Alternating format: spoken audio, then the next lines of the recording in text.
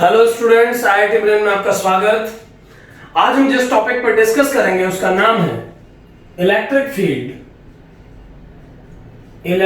Field vector due to uniformly charged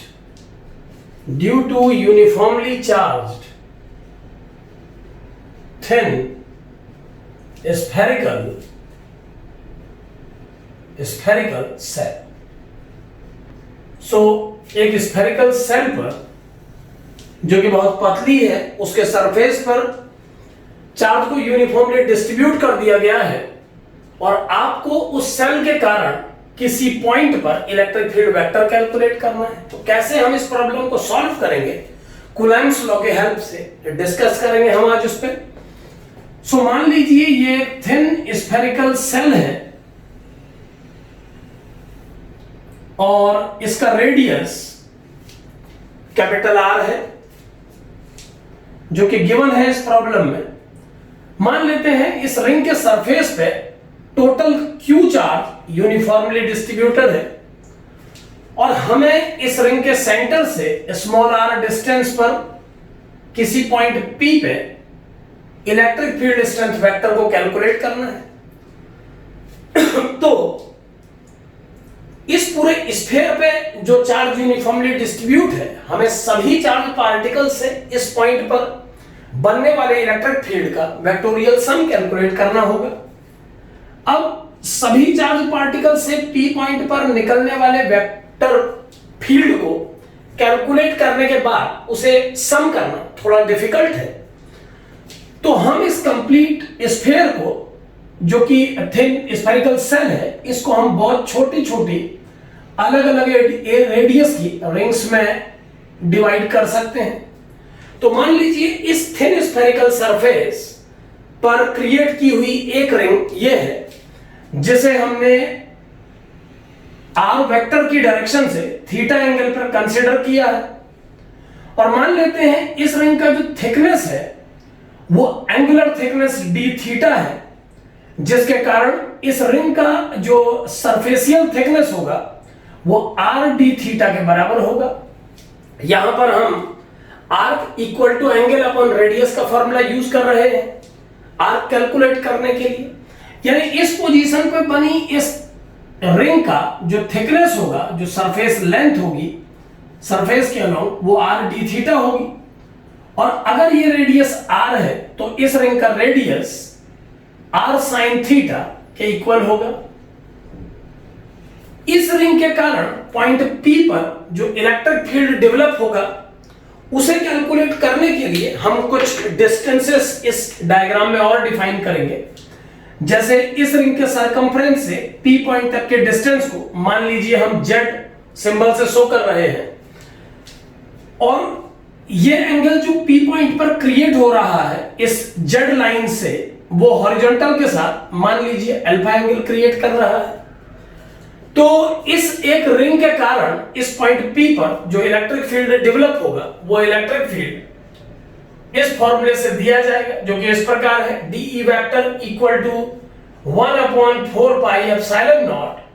charge on the ring. तो ring पर जो charge होगा वो उस रिंग के सरफेस एरिया से कैलकुलेट किया जा सकता है। मान लीजिए इस रिंग के सरफेस पे चार्ज डिस्ट्रीब्यूशन की जो वैल्यू यूनिफॉर्मली है वो uniform surface charge density sigma है। अगर इस रिंग की सरफेस चार्ज डेंसिटी सिग्मा है तो इस एलिमेंट्री रिंग की एरिया को सिग्मा से मल्टीप्लाई करके टोटल चार्ज लिखा जा सकता है। तो इस एलिमेंट्री रिंग का चार्ज हो जाएगा 2 पाई आर साइन थीटा, जो कि इस रिंग का सरकमफ्रेंस है, इंटू थिकनेस जो कि आर डी थीटा है, इंटू अगर हम सिग्मा से इसे मल्टीप्लाई करें तो ये इस रिंग में चार्ज का मैग्नीट्यूड होगा। 1/4 pi epsilon not Q into this distance इस रिंग के सेंटर से इस पॉइंट P तक की डिस्टेंस, यानी कि इस डिस्टेंस को z cos अल्फा लिखा जा सकता है। अगर ये डिस्टेंस z है तो ये horizontal distance z cos alpha बोली जा सकती है। वैल्यू आ जाएगा 1/4 pi epsilon not Q of the ring into z cos alpha divided by cube of the distance from every element of the ring to the point P। तो जब हमने एक रिंग की वजह से किसी पॉइंट पर इलेक्ट्रिक फील्ड की वैल्यू कैलकुलेट की थी, तो हमने देखा था कि electric field vector 1/4πε0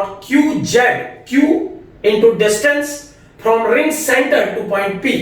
divided by cube of the distance of circumference of ring to the point P के फॉर्मूले से दिया जाता है। तो इस फॉर्मूले के अलावा हमें यह मालूम है कि इस रिंग के कारण P पर डेवलप होने वाले इलेक्ट्रिक फील्ड का डायरेक्शन x एक्सिस के अलोंग होगा, जैसा इस डायग्राम में शो किया जा रहा है। अगर हम x एक्सिस की डायरेक्शन को साइन कन्वेंशन के हिसाब से I कंसीडर करें, यूनिट वेक्टर I, तो इस इलेक्ट्रिक फील्ड का डायरेक्शन I वेक्टर होना चाहिए। सो एक रिंग के कारण अगर हम इलेक्ट्रिक फील्ड कैलकुलेट कर पाए हैं P पॉइंट पे, तो इंटीग्रेशन के हेल्प से हम इस कंप्लीट स्फेरिकल सेल के कारण P पर इलेक्ट्रिक फील्ड कैलकुलेट कर सकते हैं।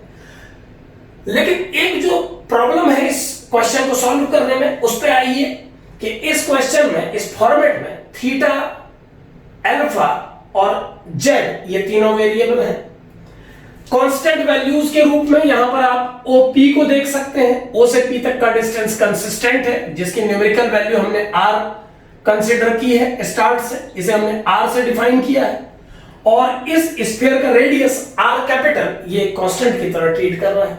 तो अगर हम इंटीग्रेशन या समेशन करने से पहले सारे कांस्टेंट को सेपरेट करें, तो हमें मिलेगा 1/4πε0 2πr²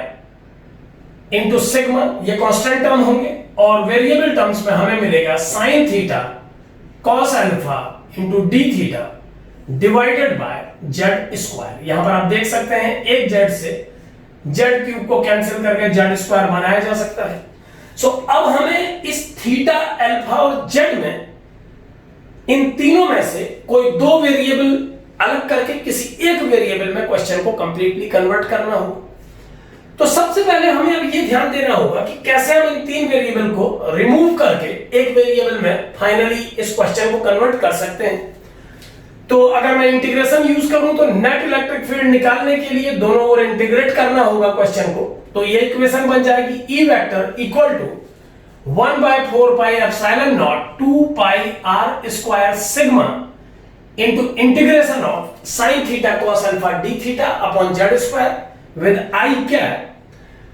इन सभी वैल्यूज को कैलकुलेट करने के लिए एक बार हम इस ट्रायंगल पे आते हैं। अगर हम इस ट्रायंगल में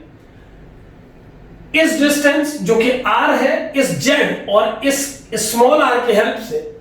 cos थीटा की वैल्यू पुट करें, तो ट्रिग्नोमेट्री के अकॉर्डिंगली cos थीटा का वैल्यू आ जाएगा r² plus capital R² minus z² by 2r into r। ये ट्रिग्नोमेट्री का फॉर्मूला है कि किसी भी एंगल, किसी ट्रायंगल में एक एंगल का cos थीटा उसके अगल बगल की दो साइड्स के स्क्वायर के सम माइनस सामने वाली साइड के स्क्वायर के डिफरेंस डिवाइडेड बाय 2 इंटू जो अगल बगल की दो साइड होती है उनके प्रोडक्ट से दिया जाता है। सो अगर हम इस फॉर्मूले को डिफरेंशिएट करें z के रेस्पेक्ट में, तो हमें मिलेगा sin थीटा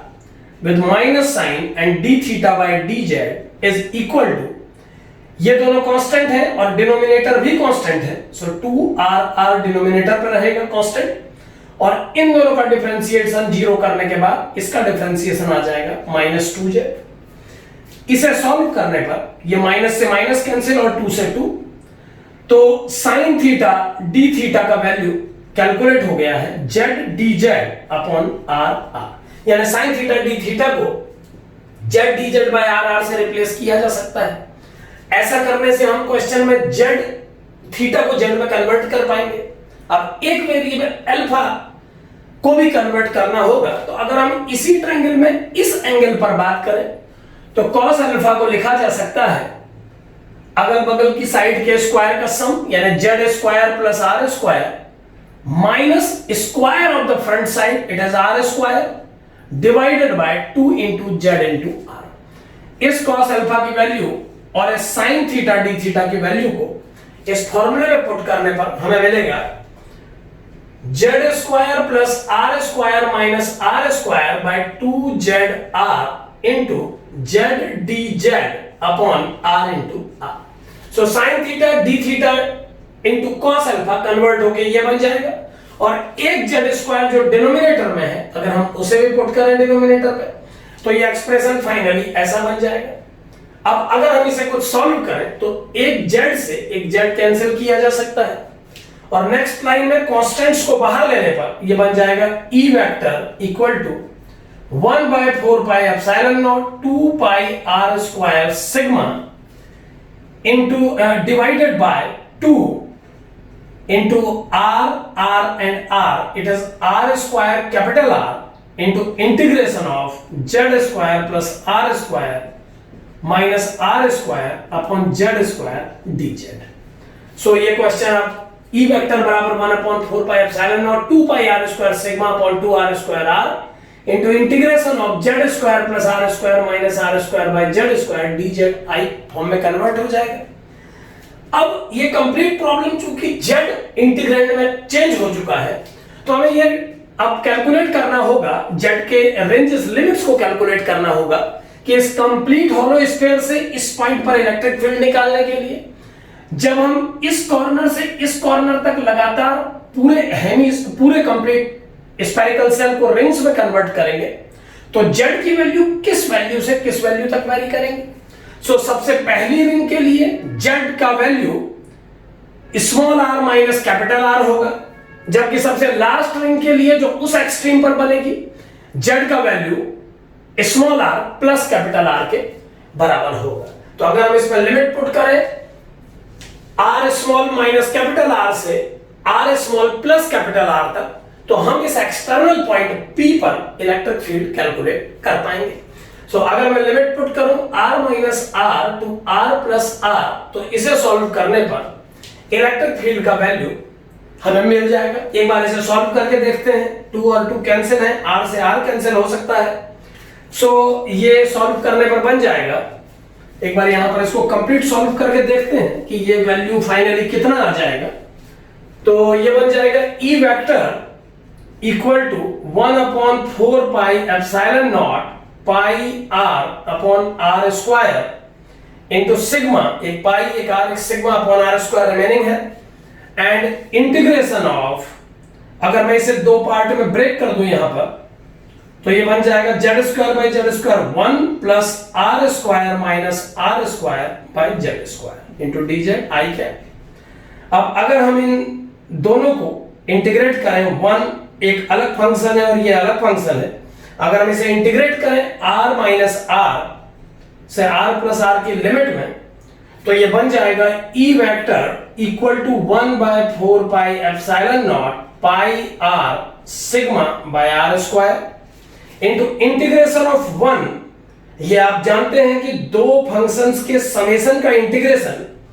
दोनों के सेपरेट इंटीग्रेशन के सम के बराबर होता है। तो 1 का इंटीग्रेशन dz इंटीग्रेंड पे z होगा, जबकि इस टर्म का integration r square minus r square जो कि कांस्टेंट है और z की पावर -2 का इंटीग्रेशन -1 अपॉन z होगा। सो फर्स्ट पार्ट z बन जाएगा, 1 का इंटीग्रेशन z, और यहां ध्यान दें कि r square minus r square एक कांस्टेंट था तो हमने केवल z की पावर -2 का इंटीग्रेशन किया, वो बन जाएगा -1 अपॉन z। z की पावर -2 का इंटीग्रेशन हो जाएगा z की पावर -2 प्लस 1 अपॉन -2 प्लस 1 जो कि फाइनली सॉल्व करने पर -1 अपॉन z हो जाएगा। अब इसमें हमें r माइनस r से r प्लस r तक लिमिट पुट करनी है। तो जब हम ये लिमिट पुट करेंगे तो फाइनली एक्सप्रेशन क्या बन जाएगा वो देखेंगे। इससे पहले इस माइनस को इस प्लस से मल्टीप्लाई करके हम माइनस बना दे रहे हैं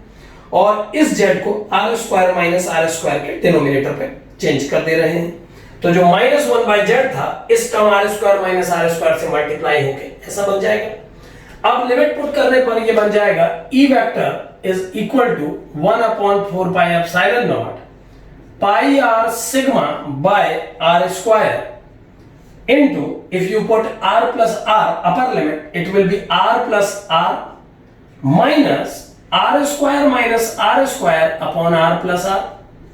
आपने r प्लस r पुट किया पहले दोनों में, अब माइनस साइन लगाने के बाद आप इन्हीं दोनों में r माइनस r पुट करेंगे तो ये बन जाएगा r माइनस r और माइनस, लेकिन एक माइनस ऑलरेडी प्रेजेंट है तो ये प्लस हो जाएगा। यानी आप ब्रैकेट के अंदर इसमें r माइनस r और r माइनस r पुट करेंगे और एक माइनस जो लगता है अपर लिमिट और लोअर लिमिट लगाते समय बीच में, उस माइनस के कारण ये प्लस माइनस बन जाएगा और ये minus plus. So final term आ जाएगा r square minus r square upon r minus r and the answer will be I cap. तो फाइनली ये आंसर ऐसा बन जाएगा। सो ये बन जाएगा E vector equal to this. अब अगर इसे सॉल्व करें और सिंप्लीफाई करें तो ये बन जाएगा E vector equal to 1/4 pi epsilon naught pi R sigma by R square into R plus R minus, इसके दो पार्ट ब्रेक किए जाए अगर फैक्टराइजेशन से, तो ये आर माइनस आर और आर प्लस आर का प्रोडक्ट है। आर प्लस आर को कैंसिल करने के बाद इसमें आर माइनस आर रिमेनिंग है, माइनस ये भी आर माइनस आर है। सो इस आर माइनस आर और इस आर माइनस आर को 2r माइनस आर बोला जा सकता है, दोनों में माइनस साइन है। और ये लास्ट टर्म बन जाएगा a plus B, a minus B से स्प्लिट होने के बाद जब r माइनस आर कैंसिल हो जाएगा तो ये r प्लस आर बन जाएगा। यानी कि ये जो r प्लस आर है इसे भी 2 टाइम्स कहा जा सकता है। तो फाइनली ये एक्सप्रेशन कन्वर्ट होके बन जाएगा लिमिट लगाने के बाद 2 टाइम्स r प्लस आर, ये और ये दोनों r प्लस आर बनेंगे और ये दोनों r माइनस आर। और सॉल्व करने पर ये बन जाएगा 1/4 pi epsilon naught pi R sigma by R square into 2r plus 2r, 2r plus 2r minus 2r plus 2r। पूरा ओपन करने के बाद अगर स्मॉल 2r कैंसिल करें तो ये हो जाएगा 4r and with pi r this will become 1/4 pi epsilon naught 4 pi R square sigma upon R square. ये 4 पाई आर स्क्वायर इस कंप्लीट स्फीयर का सरफेस एरिया है और सिग्मा इसकी चार्ज डेंसिटी। सो इसे मल्टीप्लाई करके आप कंप्लीट चार्ज इस स्फीयर के कंप्लीट चार्ज से रिप्लेस कर सकते हैं। सो अगर स्फीयर का कंप्लीट चार्ज हमने कैपिटल Q कंसीडर किया है तो ये बन जाएगा 1/4 pi epsilon naught capital Q upon R square, यानी 1/4 pi epsilon naught capital Q upon R square. इतना इलेक्ट्रिक फील्ड और एक आई वेक्टर मैंने इस लाइन पे भी नहीं लिखा, ये मैं वापस लिख रहा हूं। सो जो नेट इलेक्ट्रिक फील्ड ये स्फीयर डेवलप करेगा एक्सटर्नल पॉइंट P पर, वो हो जाएगा 1/4 pi epsilon naught Q upon R square i cap. अब यहां एक बात पे ध्यान दें कि अगर Q चार्ज जो स्फीयर के सरफेस पे यूनिफॉर्मली डिस्ट्रीब्यूट है, उतने चार्ज का एक पार्टिकल आपने इस स्फीयर के सेंटर पे रख दिया होता तो उस चार्ज से भी इस पॉइंट पर इतना ही इलेक्ट्रिक फील्ड डेवलप होता। मैं ऐसा कह नहीं रहा हूं कि आप हॉलो स्फीयर को हटा के हर प्रॉब्लम में एक चार्ज को उसकी प्लेस पे रख दें सेंटर पे। ऐसा करना कई कंडीशंस में आंसर को रॉन्ग कर सकता है,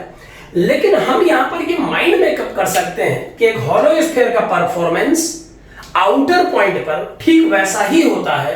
जैसा एक चार्ज पार्टिकल का होता है जो उसके सेंटर पे प्लेस किया गया हो। तो इस तरीके से हम एक चार्ज्ड स्फीयर के कारण किसी एक्सटर्नल पॉइंट पर इलेक्ट्रिक फील्ड की वैल्यू को कूलॉम्स लॉ की हेल्प से कैलकुलेट कर सकते हैं। एक बात यहां पर और इंपॉर्टेंट समझें कि इस प्रॉब्लम में जब हमने क्वेश्चन को जेड में कन्वर्ट कर दिया था तो फाइनल आउटकम लाने के लिए जेड की लिमिट r माइनस आर से r प्लस आर तक पुट की थी। तो अगर मैं ये जो स्टेप इसके बाद मैंने लगाए, अगर मैं इन्हें हटाऊं एक बार और एक बार फिर से उस पॉइंट पे वापस आऊं जहां पर मैंने इसको लिमिटिंग वैल्यूज दी थी, तो हम इस कैलकुलेशन से और भी बहुत कुछ कंक्लूड कर सकते हैं। जैसे मैं क्या कहना चाहता हूं, मेरी बात को ऐसे समझें कि इलेक्ट्रिक फील्ड की वैल्यू इस पॉइंट पर आ गई थी 1/4 pi epsilon naught 2 pi R square sigma by 2 R square R into integration from r minus r to r plus r and we have to solve this integration। अब अगर मान लीजिए ये P पॉइंट बाहर ना होके इस रिंग के अंदर होता, माफ कीजिए इस रिंग नहीं, इस स्फीयर के अंदर होता, अगर ये P पॉइंट इस पॉइंट पे होने के बजाय इस स्फीयर स्फेरिकल सेल के इनसाइड किसी पॉइंट पर प्लेस होता और ये डिस्टेंस r होने के बजाय ये सेंटर से इस पॉइंट P तक की ये डिस्टेंस स्मॉल r होती, तो इस कैलकुलेशन में शुरुआत से लेकर इस स्टेप तक जो भी कैलकुलेट किया गया उसमें कोई प्रॉब्लम नहीं होती, क्योंकि यहां से यहां तक के डिस्कशन में हमने डिस्टेंसेस के नाम रखे हैं और उनकी वैल्यूज को उन्हीं वेरिएबल्स में पुट किया है। यानी अगर पी पॉइंट यहां होता तो बस इतना फर्क पड़ता कि जेड इसकी जगह इसको कहना पड़ता और अल्फा इस एंगल की जगह यहां पर बनता। इसे हम आर ही कहते हैं और रेडियस को कैपिटल आर, सब कुछ ऐसा ही रहता। तो इस स्टेप तक तो सब कुछ सेम चलता, लेकिन जब लिमिट पुट करने की बात आती है इस स्टेप में, तो हमें ध्यान देना होता कि इस रिंग से इस रिंग तक पूरी रिंग्स कवर करने के लिए हमारी लिमिट्स क्या होती। तो अगर ये पॉइंट P इनसाइड होता तो इस सबसे पहली रिंग को कवर करने के लिए जिस डिस्टेंस का हमें यूज करना पड़ता P तक, यानी इस रिंग की P तक डिस्टेंस, जैसे आउटर पॉइंट के लिए हमने इस रिंग से P तक की डिस्टेंस को कैलकुलेट किया और जब लिमिट लगाने की बात आई तो हमने पहली रिंग से यहां तक के डिस्टेंस को R माइनस कैपिटल R कहा और इस रिंग से यहां तक के डिस्टेंस को R प्लस कैपिटल R कहा। तो अगर ये P पॉइंट इस स्फीयर के इनसाइड होता, इस स्फीयर के अंदर कहीं पर P पॉइंट होता,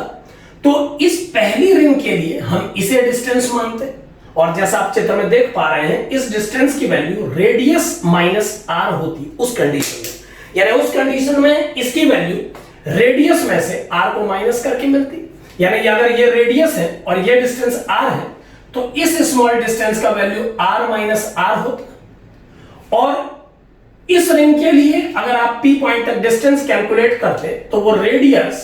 प्लस स्मॉल r होता। यानी P पॉइंट की इस लास्ट रिंग तक जब आप पूरे स्फीयर के सरफेस को बहुत सारी रिंग में ब्रेक कर देते तो इस लास्ट रिंग से इस पॉइंट P तक का जो डिस्टेंस होता वो होता capital R plus small r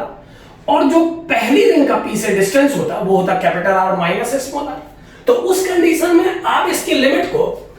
R minus R से R प्लस R तक पुट करते, यानी कितना चेंज आया देखिए। जब आपने आउटर पॉइंट पे कैलकुलेट किया तो limits small r minus capital R से small r plus capital R तक थी